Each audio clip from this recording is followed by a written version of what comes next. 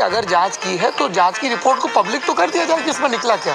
अब किसी को घर घर तो जाके दिखाएंगे नहीं ना, मीडिया को उपलब्ध कराई गई वो कॉपी। नमस्कार दोस्तों, स्वागत है आप सभी का फिर से एक बार मेरे YouTube चैनल कंपटीशन हब पर। मैं हूं राहुल सेन, आपके प्यार और फीडबैक के लिए तहे दिल से बहुत बहुत धन्यवाद। जैसा कि थंबनेल देखकर आपको मालूम पड़ गया होगा कि पटवारी भर्ती परीक्षा को लेकर जो है वो मुख्यमंत्री जी क्या कहने वाले हैं, रिपोर्ट सार्वजनिक करने वाले हैं या फिर नहीं करने वाले हैं, या फिर इसके बाद हम बात कर ले आपका कि जो वेतनमान दिया जाता था आपका पहले 10%, फिर 20%, फिर 30%, उसको लेकर क्या रुझान आने वाला है और क्या इंटरव्यू में उन्होंने कहा ललन टॉप के, और साथ में चर्चा करने वाले हैं कि ललन टॉप ने जो क्वेश्चन पूछा था कि एक ही सेंटर के 7 विद्यार्थियों ने जो है वो कैसे टॉप किया, उस पर जो है वो मुख्यमंत्री जी ने क्या प्रतिक्रिया दी है, तो यही सारी चर्चा वीडियो करने वाले हैं। चैनल पे यदि फर्स्ट टाइम पे विजिट कर रहे हैं तो चलो सब्सक्राइब करना, वीडियो को लाइक करना और शेयर करना बिल्कुल भी मत भूलिएगा, ताकि मध्य प्रदेश सरकार की समस्त भर्ती परीक्षाओं की इन्फॉर्मेशन, स्टडी मटेरियल्स का समय समय पर आपको मिलता रहे। चलिए शुरू करते हैं। देखिए, पूरी चर्चा करने से पहले आपको कुछ बता दूं कि देखिए जो इंटरव्यू होने वाला है, पूरा प्रसारण जो है वो इसका कल शाम 5 बजे, मतलब आज शाम 5 बजे जो है वो आपको देखने के लिए मिलेगा ललन टॉप पर। लेकिन उसके कुछ पहलू सामने निकल कर आए हैं, जिसमें पटवारी भर्ती परीक्षा को लेकर क्या कहा है मुख्यमंत्री श्री मोहन यादव जी ने।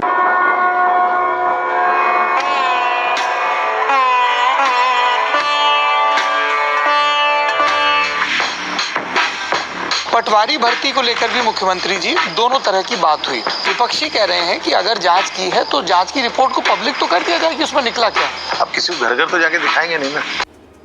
तो माननीय मुख्यमंत्री जी ने कहा है कि रिपोर्ट को घर घर जाकर तो बताएंगे नहीं। ये कैसा आपका रिप्लाई है, और ये प्रदेश के मुखिया होने के नाते ये क्या आपकी जवाबदेही बनती है कि आप इस प्रकार का आंसर और जवाबदेही कर रहे हैं।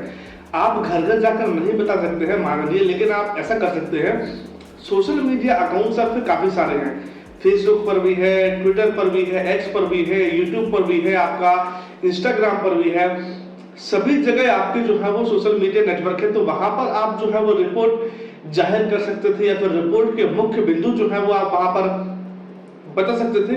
ज्यादा कुछ नहीं कर सकते तो हर चीज के लिए जो है वो आप एक प्रेस कॉन्फ्रेंस करते हैं। तो पटवारी भर्ती परीक्षा की जांच जैसी आई है, उसमें जो भी पॉइंट और तथ्य निकल कर आए हैं, उसको लेकर भी जो है वो आप कुछ प्रेस कॉन्फ्रेंस करके जो है वो विद्यार्थी को थोड़ी सद्भावना देखते हुए उनके लिए फैसले लेते और बताते कि रिपोर्ट में आखिर निकल कर क्या आया है। लेकिन पूरी तरीके से बोल दिया है मुख्यमंत्री जी ने कि घर घर तो जाकर जो है वो हम रिपोर्ट बताएंगे नहीं।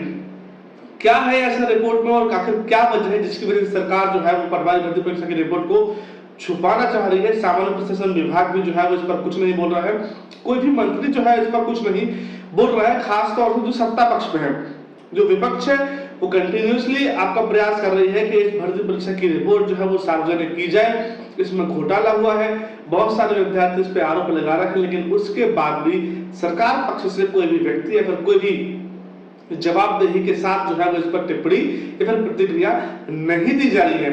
इसके साथ देखिए, अगला जो क्वेश्चन था आपका ललन टॉप में जो पूछा था कि एक ही सेंटर के 7 विद्यार्थी ने कैसे टॉप कर दिया, तो उस पर देखिए क्या रिप्लाई आया है।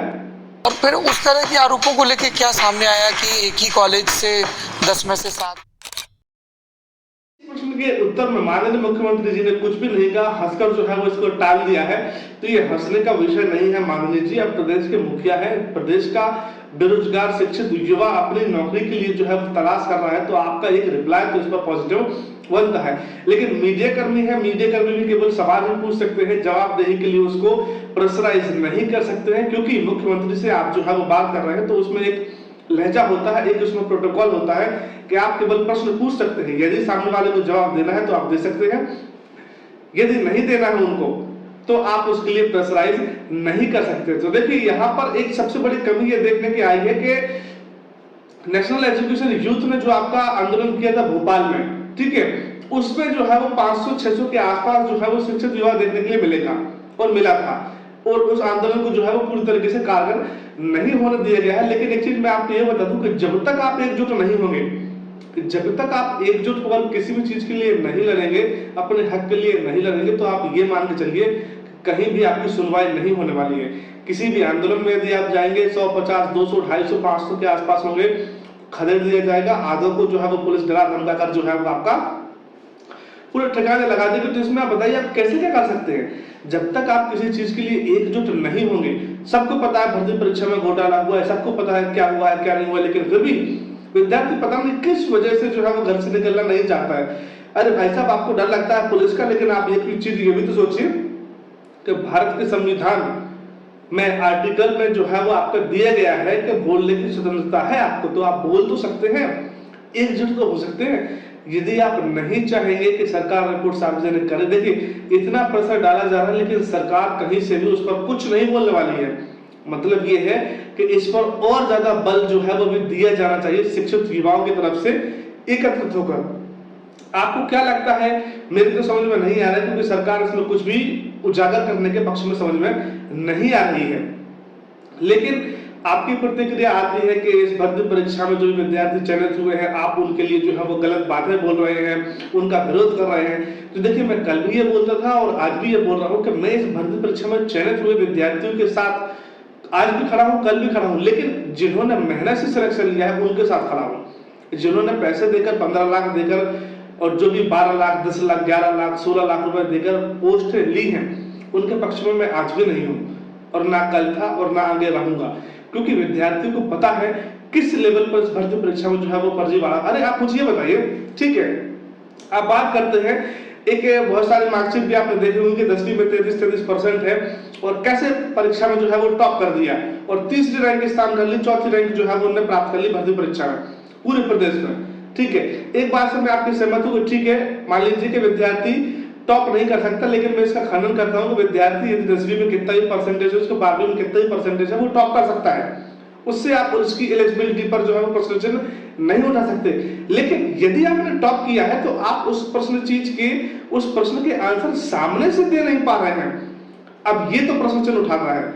ये नहीं है कि आप 10वीं परसेंटेज कम है तो आप भर्ती परीक्षा में कॉम्पिटिटिव एग्जाम में टॉप नहीं कर सकते, बिल्कुल कर सकते, लेकिन जब आप सामने ही उन चीजों के आंसर नहीं दे रहे हैं, आप मुखाकर कुछ नहीं बता पा रहे हैं, जिलों के नाम नहीं पता है आपको, संभाग नहीं पता है आपको, ये बताइए कि ओमकारेश्वर कहाँ है ये नहीं पता है, मध्य प्रदेश की राजधानी नहीं पता है, सारे सारे प्रश्नों का आप जवाब नहीं दे पा रहे हैं, तो प्रश्न चिन्ह बनता है, और प्रश्न चिन्ह थोड़ा नहीं बहुत गंभीर बनता है। क्योंकि आपको भी पता है यदि आपने टॉप किया तो पढ़ाई कर ही आपने टॉप किया होगा, लेकिन पढ़ाई करने के बावजूद भी आप जो है वो आंसर नहीं दे पा रहे, तो आपने कैसे टॉप कर लिया भाई? फिर तो सरासर इसमें घोटाला होता है और सरासर इसमें पैसे देने की बात सामने निकल कर आती है, जिसको लेकर विद्यार्थी काफी लंबे समय से विरोध कर रहे थे। फर्जी सर्टिफिकेट लगाए गए हैं, आपने देखा होगा शिवपुरी में पकड़ा गया, आगे जाकर और भी पकड़े जाएंगे। ठीक है, तो कहीं ना कहीं ये उन विद्यार्थियों का हक मारा गया है जो विद्यार्थी उस पोस्ट के लिए वाकई में काबिल थे और वाकई में उस पोस्ट के लिए हकदार थे। ऐसे फर्जीवाड़ों की वजह से विद्यार्थियों का जो है मन उचट जाता है भर्ती परीक्षाओं में पार्टिसिपेट करने से, और वो फिर जो है वो निराश होकर किसी दूसरे कोने को चला जाता है। तो उम्मीद यही है कि सरकार जो है वो जल्द से जल्द इस भर्ती परीक्षा की रिपोर्ट सार्वजनिक करे, तथ्यों को सामने रखे। फिर से कह रहा हूं, यदि तथ्य ऐसे आए हैं कि भर्ती परीक्षा रद्द करनी पड़े तो रद्द करें, या फिर आपको लगता है कि भर्ती परीक्षा में ज्वाइनिंग देना जरूरी है तो आप ज्वाइनिंग दीजिए, साथ में सीबीआई जांच कीजिए, जो दोषी पाए जाते हैं उन पर कड़ी मिसाल जो है वो आप पेश कीजिए, ताकि आने वाले विद्यार्थियों के लिए वो एक सबक बने कि कोई भी ऐसा करने से 1000 बार सोचे। उम्मीद करता हूं कि दी गई जानकारी पसंद आई होगी। मध्य प्रदेश पुलिस भर्ती परीक्षा का रिजल्ट आपको जल्द देखने के लिए मिल सकता है, लेकिन कब मिल सकता है इस पर कोई भी व्यक्ति दावा नहीं कर सकता है, क्योंकि ईएसबी को जो करना है वो ईएसबी ही करेगा, उसके अलावा कोई कुछ नहीं कर सकता। 1 लाख जेल परीक्षा का भारत शुद्धि पत्र आपको देखने के लिए मिलेगा, उसके बाद रिजल्ट देखने के लिए मिलेगा, और साथ में पीएनएसटी भर्ती परीक्षा 2023 का रिजल्ट मिलेगा। और हो सकता है कि सबसे ज्यादा अच्छी खुशखबरी आपके लिए ये निकल कर आ जाए कि भर्ती परीक्षा का कैलेंडर जो है वो ईएसबी की वेबसाइट पे अपडेट हो जाए, तो उम्मीद ये लगाई जा रही है। आशा करता हूँ और उम्मीद करता हूँ कि दी गई इन्फॉर्मेशन आपको पसंद आई होगी। कोई भी प्रश्न हो, कोई भी डाउट हो, कोई भी क्वेरी हो, कोई भी समस्या हो, कमेंट जरूर कीजिएगा। आपके वहां पर सारे क्वेश्चन के जवाब जो है वो मैं दे रहा हूँ और आगे भी देता रहूंगा। लेकिन यदि वीडियो पसंद आए तो प्लीज वीडियो को लाइक करना, शेयर करना और चैनल को सब्सक्राइब करने के साथ ऑल नोटिफिकेशन बटन प्रेस करना बिल्कुल भी मत भूलिएगा, ताकि मुझे मोटिवेशन मिलता रहे इस दिशा में आपके लिए और भी बेहतर कार्य करने के लिए। आपका बहुमूल्य समय देने के लिए आप सभी के लिए तहे दिल से बहुत बहुत धन्यवाद। खुश रहें, मुस्कुराते रहें, अपना अपने परिवार का बहुत ख्याल रखिएगा। धन्यवाद। जय हिंद, जय भारत।